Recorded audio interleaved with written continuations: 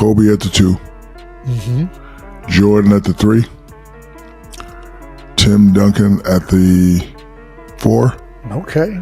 And me at the 5. I mean, goddamn, that's a and good nobody's ass team. beating that team. It's a serious beef. That's not the way we do it. Exactly. I know, I understand, but I'm just saying, like, I hate doing these lists. Shaquille O'Neal just sent shockwaves through the entire NBA community with a move no one saw coming. When the Hall of Fame Center revealed his all-time starting 5, one name was noticeably missing: LeBron James. Let that sink in. One of the most dominant players to ever touch a basketball chose not to include the face of the modern NBA. Instantly, the reaction was explosive. Fans flooded social media. Timelines caught fire, and sports talk shows went into overdrive asking the same question: how does a 4-time champion, 4-time Finals MVP, and the NBA's all-time leading scorer not make Shaq's top 5? This wasn't some random hot take from a casual fan. This was Shaquille O'Neal, someone who battled legends, dominated eras, and understands greatness at the highest level. That's why the omission hit so hard. It wasn't just surprising. It challenged a narrative many fans treat as untouchable. Today on NBA Showdown, we're breaking down exactly what was said, why it triggered such an emotional response, and what it really means for LeBron James' legacy. If you live for real basketball debates and uncomfortable truths, hit that like button, subscribe, and jump into the firestorm in the comments. Now let's get into it. Stephen A. Smith wasted no time putting this moment into proper context. His message was simple but necessary. Being considered the second greatest basketball player of all time is not an insult. In fact, it's one of the highest honors imaginable. Only a microscopic percentage of athletes in the history of sports ever reach that level. Yet somehow, in today's debate culture, anything short of the GOAT label is treated like blatant disrespect, especially when it comes to LeBron James. Stephen A. points out that the outrage isn't really about Shaq's list. It's about how fans have been conditioned to react. The moment a legend like Shaq excludes LeBron from a top 5 list, the response is instant fury, as if something sacred has been violated. There's no pause for discussion, no room for perspective, just anger. And that reaction, Stephen A. argues, says more about the sensitivity surrounding LeBron's legacy than it does about Shaq's opinion that LeBron James is undeniably one of the most accomplished, influential, and respected players the game has ever seen. His longevity is unprecedented. His numbers are historic. His impact on and off the court is undeniable. But Stephen A. is urging fans to separate admiration from absolutism. Disagreeing with LeBron as the GOAT is not hate. It is not erasure. It is perspective. The obsession with crowning LeBron above all else has created a culture where disagreement feels like an attack. And when legends, players who earn their status through battles, rings, and sacrifice, push back on that narrative, the response becomes emotional instead of rational. Shaq's list wasn't meant to disrespect LeBron. It was meant to reflect Shaq's personal view of greatness, shaped by his era, his experiences, and the standards. At the heart of this controversy is a simple truth many fans struggle to accept. Greatness is not unanimous. It never has been. And being debated, questioned, or even left off a list by another all-time great does not diminish LeBron James. What it does is remind everyone that legacy isn't owned by fans. It's interpreted by history. You know what? Y'all act like it's an insult for LeBron James to be considered the second greatest player of all time. In response to Shaq's omission, Shannon Sharpe stepped into the debate armed with numbers, and not just any numbers, historic ones. Shannon pointed out that by the time LeBron James attempted his 24,537 career shot, he had already scored over 33,920 points, putting more than 1,600 points ahead of Michael Jordan's entire career total. That statistic alone is staggering.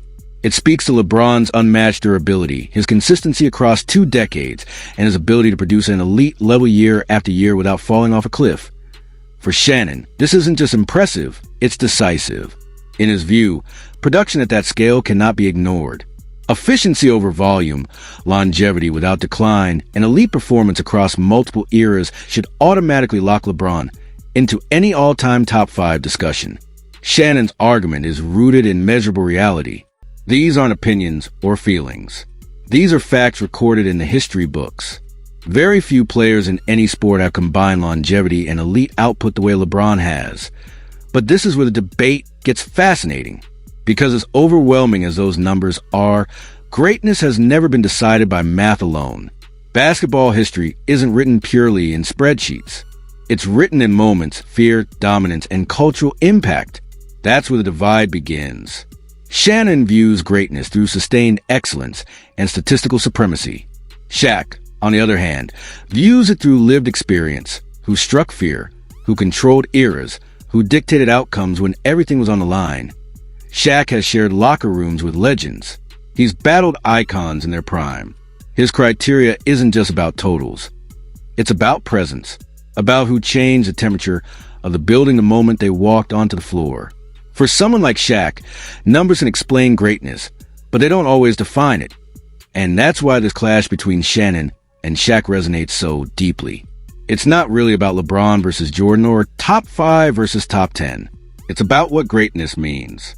Is it sustained production over time, or peak dominance that overwhelms a sport? Is it efficiency and longevity, or intimidation and inevitability? Shannon's stats make a powerful case. Shaq's perspective makes an emotional one. And neither side is wrong. That's what keeps this debate alive. The tension between numbers and symbolism, between longevity and mythology, is what makes the GOAT conversation impossible to settle. And as long as legends keep weighing in from different angles, this debate will never cool off. It will only grow louder. Took his 24,537 shot. He had 33,920 points, 1,628 points more than what Michael Jordan had. That's a whole season. Now, this is where the temperature truly exploded. A new report from Fadeaway World confirmed that Shaquille O'Neal revealed his all-time starting 5, and LeBron James was nowhere on the list. Instead, Shaq selected Stephen Curry, Kobe Bryant, Michael Jordan, Tim Duncan, and himself.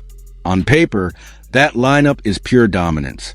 Shooting gravity, ruthless competitiveness, championship pedigree, and leadership forged in pressure. It's a group defined by players who didn't just win. They imposed their will on the league. But the omission was impossible to ignore. LeBron James, the face of an entire generation, and the NBA's all-time leading scorer, was left out. For many fans, that crossed a line. Social media erupted, debates spiraled, and the word disrespect started flying immediately. But when you step back and examine Shaq's perspective, this decision appears less like a slight and more like a reflection of lived experience and basketball philosophy. Shaq shared the court with Kobe Bryant during one of the most dominant stretches in NBA history. He went to war against Tim Duncan year after year in battles that defined an era. He idolized Michael Jordan from afar and watched Stephen Curry fundamentally reshape how basketball is played. Those relationships matter. Chemistry matters. Shared DNA matters. LeBron, despite his greatness, doesn't occupy that same emotional or stylistic space in Shaq's basketball world. That doesn't mean Shaq thinks LeBron lacks talent, greatness, or impact. It means Shaq values a specific kind of mindset, what many call the killer instinct. A mentality rooted in intimidation, inevitability, and imposing dominance on opponents mentally as much as physically. To Shaq, the players on that list represent the soul of the league at its most ruthless. They didn't just adapt to the game, they bent it to their will. And Shaq knew exactly what would happen when he released that list. He admitted it openly. Fans would lose their minds. The media would spin it into drama. People would assume it was personal. But Shaq is too seasoned, too accomplished, and too self-aware to throw shade without intent. His list wasn't built on stat totals or longevity. It was built on dominance, loyalty, mentality, and legacy. What many people fail to accept is that greatness isn't objective. There is no universal formula. Shaq isn't saying LeBron is weak, overrated, or unworthy. He's saying that his all-time 5 represents warriors who, in his eyes, reshape basketball in ways that go beyond numbers on a spreadsheet.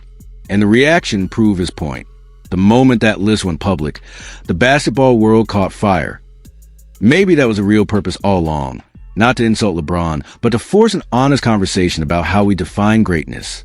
And judging by the chaos that followed, Shaq succeeded. At the 2. Jordan at the 3. Tim Duncan at the 4, Okay. and me at the 5. I mean, goddamn, that's And a good nobody's ass beating team. that. Even as the chaos raged online, Stephen A. Smith stood firm.